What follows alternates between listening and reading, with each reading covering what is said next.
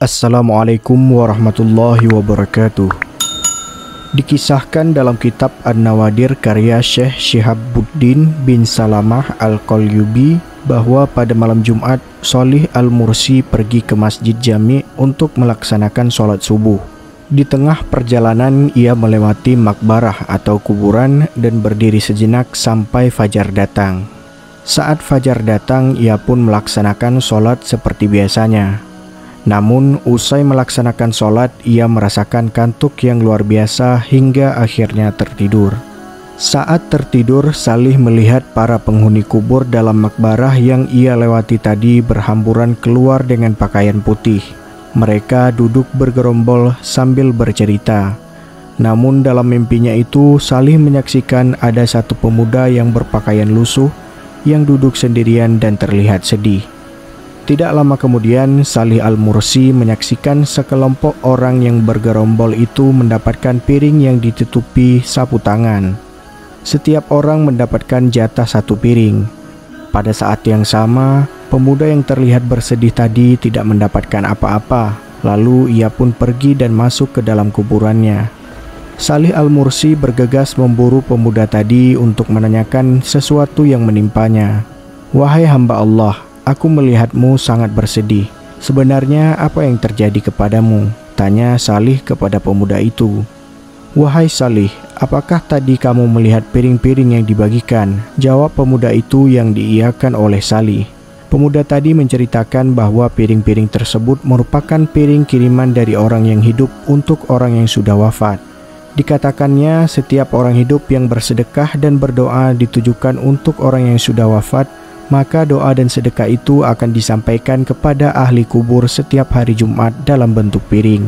"Aku adalah orang asing yang berasal dari negara Hindi dan berniat melaksanakan ibadah haji bersama ibuku. Namun sayangnya ketika aku baru sampai di Basrah, aku meninggal dan dikuburkan di sini," jawabnya.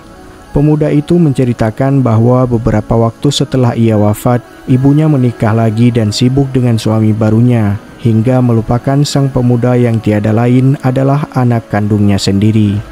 "Ibuku tidak pernah berdoa dan bersedekah untukku, seakan dia tidak punya anak. Sungguh dunia telah membuatnya lalai," keluhnya.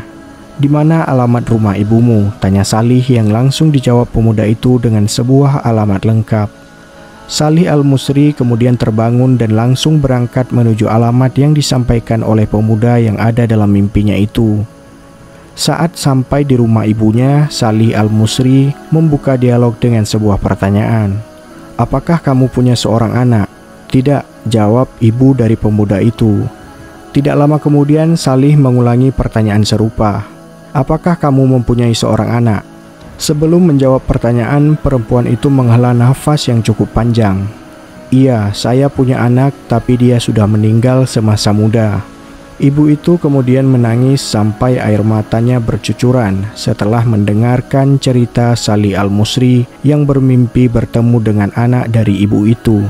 "Anak itu adalah darah dagingku, perutku yang menjadi tempatnya dulu. ASI dariku menjadi makanan dan minumannya, dan pangkuanku menjadi tempat duduknya," kata sang ibu sambil menangis. Tidak lama kemudian ibu itu memberikan 1000 dirham dan meminta Shalih Al-Mursi agar disedekahkan untuk anaknya. "Demi Allah, setelah ini aku tidak akan melupakannya dan akan selalu bersedekah dan berdoa untuknya di sisa umurku," kata sang ibu. Shalih Al-Mursi kemudian pamit dan melaksanakan amanah ibu dari pemuda itu, bersedekah 1000 dirham untuk anaknya. Pada hari Jumat berikutnya, seperti biasa, Shalih berangkat menuju Masjid Jami' untuk melaksanakan sholat subuh. Kejadian sebelumnya ternyata terulang kembali. Shalih tertidur usai melaksanakan sholat. Saat tertidur, Shalih kembali melihat para ahli kubur berhamburan keluar dan bertemu lagi dengan pemuda yang sebelumnya lusuh dan bersedih. Namun kali ini pemuda tersebut berpakaian putih dan terlihat sangat bahagia. "Wahai Shalih, semoga Allah membalas kebaikanmu. Sesungguhnya hadiah sedekah 1000 dirham telah sampai kepadaku," ujarnya. Wallahu a'lam bishawab.